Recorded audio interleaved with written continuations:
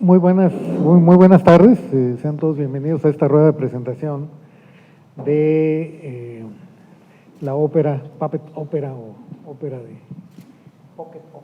Pocket Opera del maestro Juan Tríos. Juan, muchas gracias por estar. Muchas gracias por estar aquí en esta tarde, en donde el Festival Cultural de Mayo nuevamente pues engalana en tener obras de vanguardia, obras, presentar un repertorio nuevo. A lo largo de 25 años le hemos apostado mucho a que en el Festival Cultural de Mayo sea el foro para que muchas obras se presenten por primera vez, en ocasiones en Latinoamérica, en México, en Guadalajara. Entonces nos sentimos muy contentos de tenerlos aquí. Por supuesto, Juan Tríos, un gran compositor, director, toda una referencia para México y el mundo de un personaje que tienes un talento extraordinario. No, lo que es mi querido maestro, y agradezco mucho. Ya teníamos pues como unos 20 años de no vernos, y pues con muchísimo gusto. Maestro Camacho, pues muchísimas gracias por la propuesta, por la iniciativa y por estar siempre velando por acercarnos proyectos nuevos y proyectos que involucren pues una creatividad especial como es la de todos ustedes. Quisiera pasar el micrófono al maestro Antonio Camacho para que nos ponga un contexto de lo que vamos a ver el día de mañana. Gracias, buenas tardes. Este es un proyecto que nació gracias a una invitación que el maestro Juan Tríos nos hizo en un evento hace unos años que nos conocimos, y nos emocionó muchísimo la idea de lo que él llama, que yo no lo entendí bien cuando me lo dijo, del folclore abstracto y el teatro de hemoficción, que yo, que soy muy conocedor de todo esto, eran cosas nuevas para mí. Entonces fue todo un reto muy alentador, y creo que es algo muy importante y necesario para el público de Guadalajara, le decía yo al maestro Tríos, porque Guadalajara ha tenido, pero también la ha perdido algunas veces, una tradición de amante de la música contemporánea, que yo recuerdo en los años 70, la vida musical estudiantil de mi generación era muy cercana a Manuel Enríquez, a Julio Estrada, y era muy padre.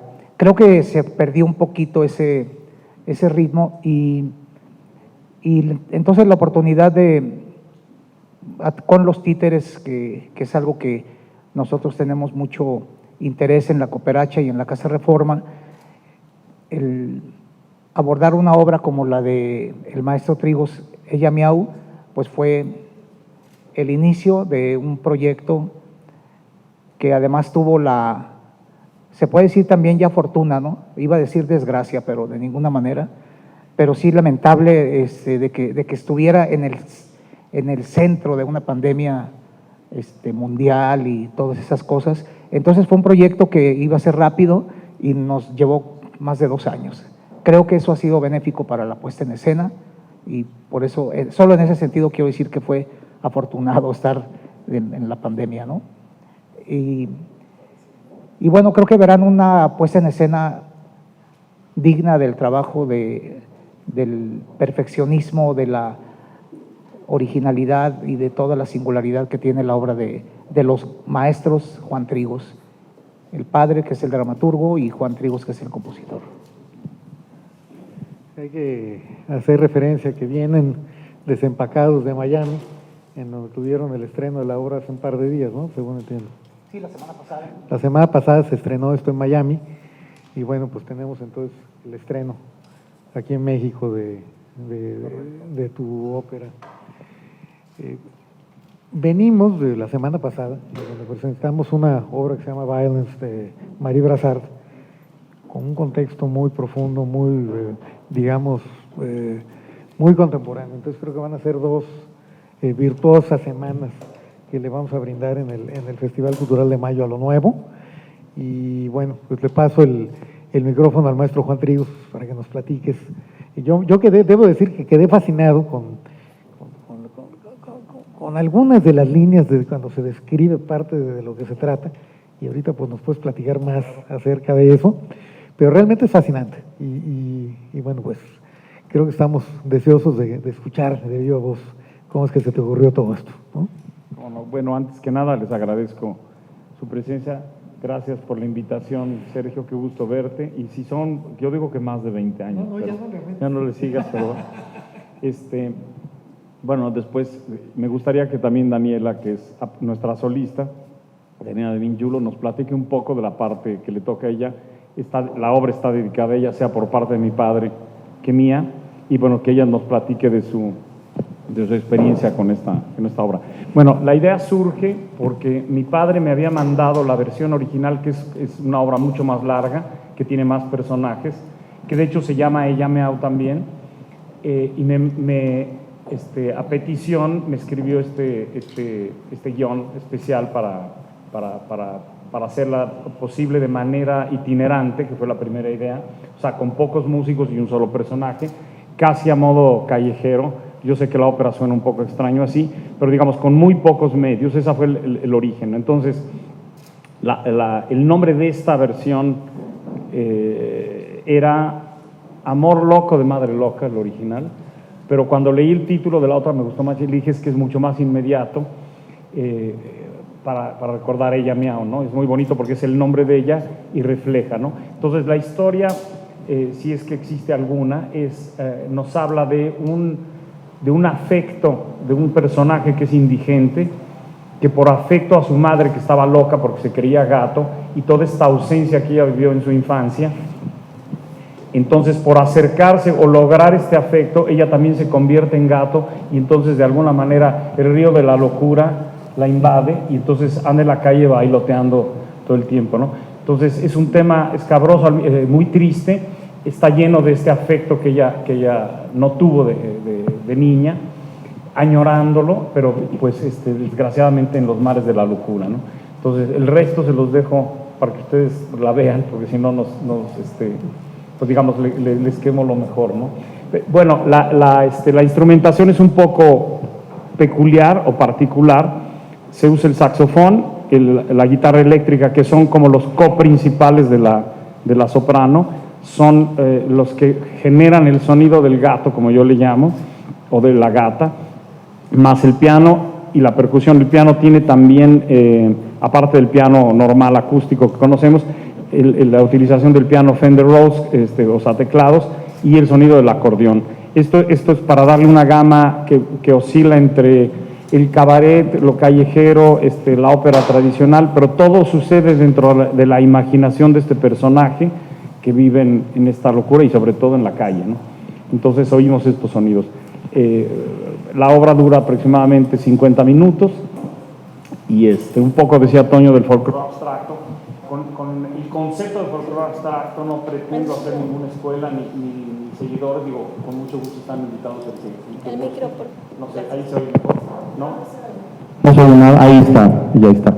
Entonces todo lo que dije lo tengo que repetir o no es necesario. Ok.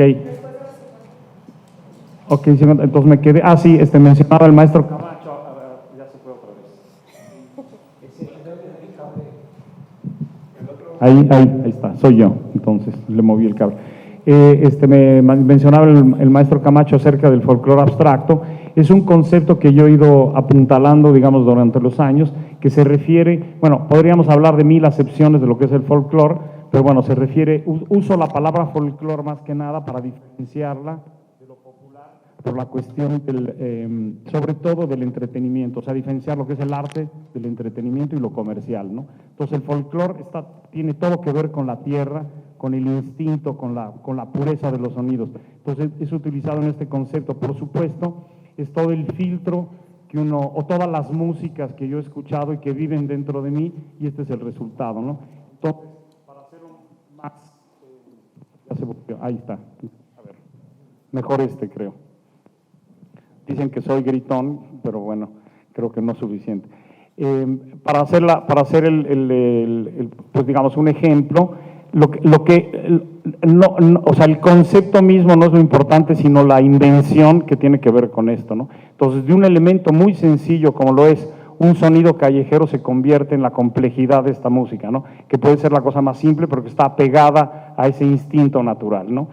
A eso se refiere, a grosso modo, el folclore abstracto, ¿no? No necesariamente a tomar una melodía o un ritmo específico de aquella o esta tradición particular, sino de todas esas tradiciones que viven dentro del proceso creativo que yo vivo en particular. Si gustan después y tienen alguna pregunta, con mucho gusto la respondo. Yo quisiera pasar el micrófono, si no tienen inconveniente, a Daniela para que nos platique un poco de la experiencia vocal. Ella tiene muchos años cantando ópera, trabajó entre otros lugares en el Festival Verdi, en Parma, y bueno, pues tiene una grandísima experiencia. Y bueno, le digo que cariñosamente está dedicada ella a la obra, por parte de mi padre y por parte mía.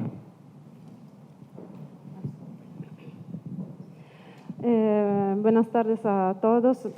Muchísimas gracias por la invitación también de mi parte. Pues yo me siento realmente honrada de poder cantar esta obra porque pues es muy cercana a mí. Estudié muchísimo la parte del personaje y pues obviamente la parte vocal, que es muy demandante, porque además de la dificultad técnica, también concentrarse en el restituir al público la interpretación es como requiere de una concentración muy importante. Lo verán, la obra dura aproximadamente 50 minutos y son pocos los momentos en donde el personaje principal no canta. Entonces también el rendimiento vocal es demandante, ¿no? Porque cantar por 50 minutos seguidos es muy, muy difícil, ¿no? Pero estoy realmente muy contenta de este proyecto y de trabajar con la compañía La Cooperacha, porque estuvimos trabajando en estos 2 años en la creación del personaje, obviamente respetando lo que está escrito en el libreto, pero sí, haciendo la cuestión de los títeres, ver cómo se podía resolver mejor la cuestión del libreto y muchos detalles, ¿no? Entonces fue un trabajo largo y estoy contenta también que podamos participar con el ensamble de las 100, porque es un ensamble que yo, el maestro Trigos y otros 2 músicos, compositores e intérpretes, Federico Bonacossa y Catalina von Wrangel, todos que vivimos en Miami, fundamos hace 2 años, pero literalmente pudimos empezar nada más el año pasado con el primer concierto, y esta es nuestra tercera producción y con un tour internacional. Entonces para nosotros es una cosa muy importante también.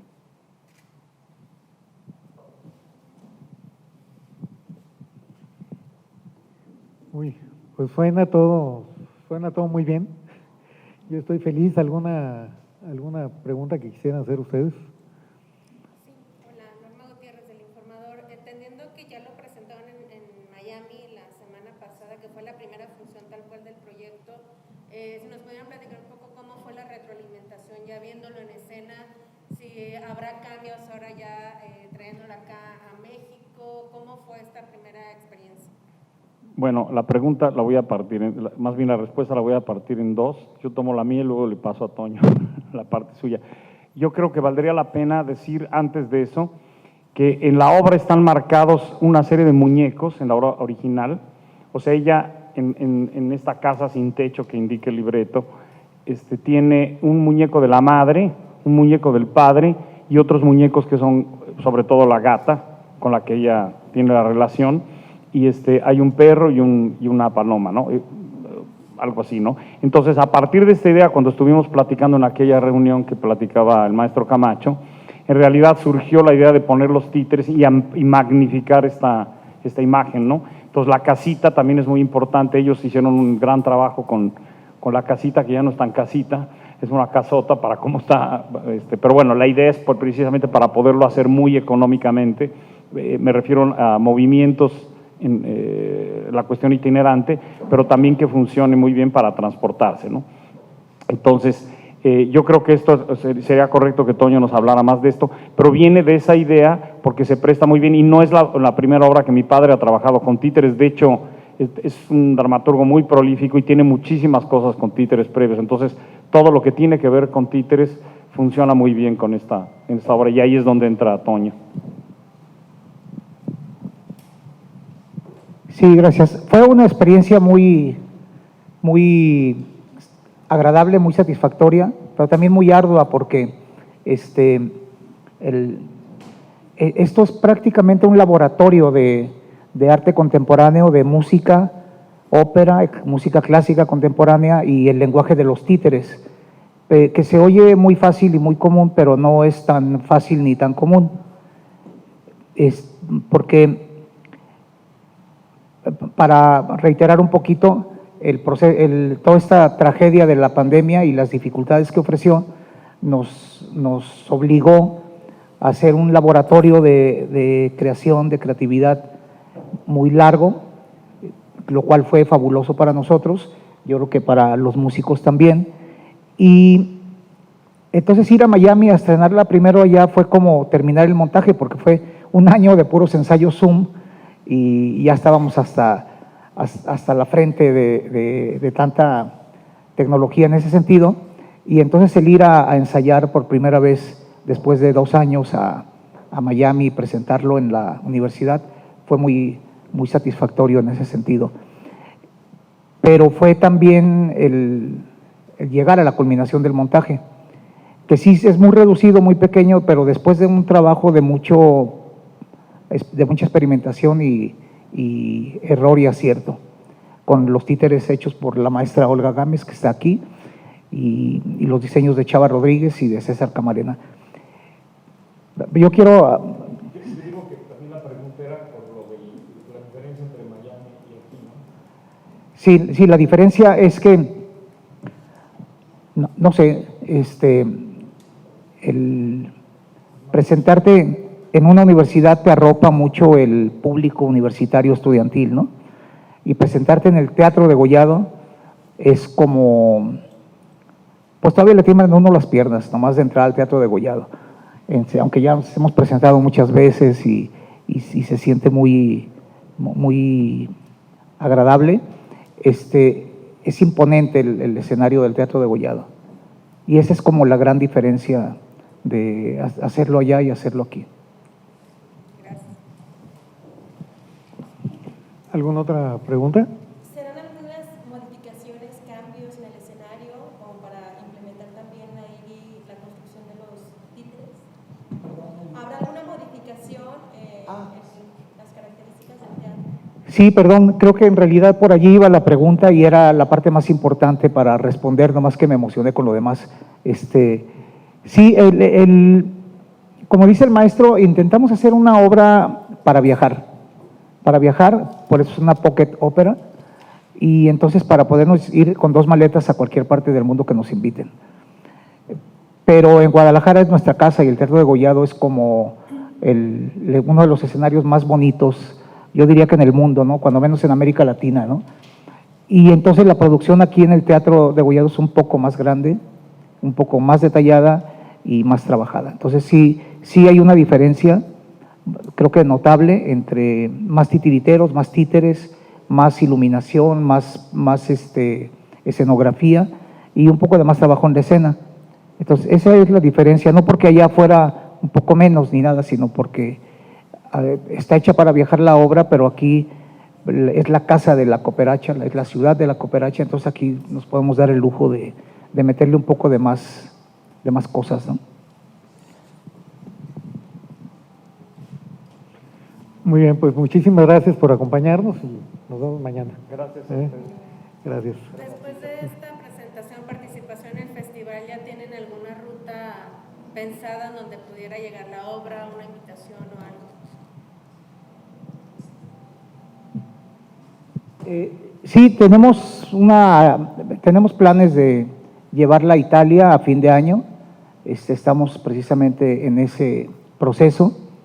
Y bueno, también antes de cerrar la rueda, me gustaría mucho agradecer especialmente a Sergio, que le ha apostado y ha creído en una compañía de teatro independiente de títeres que intenta hacer este estilo de teatro y esta incursión en la ópera contemporánea, que ya es la cuarta que hacemos, y es algo que no podríamos hacer sin el apoyo del teatro y del sistema de apoyos a la creación y proyectos culturales que antes era el FONCA.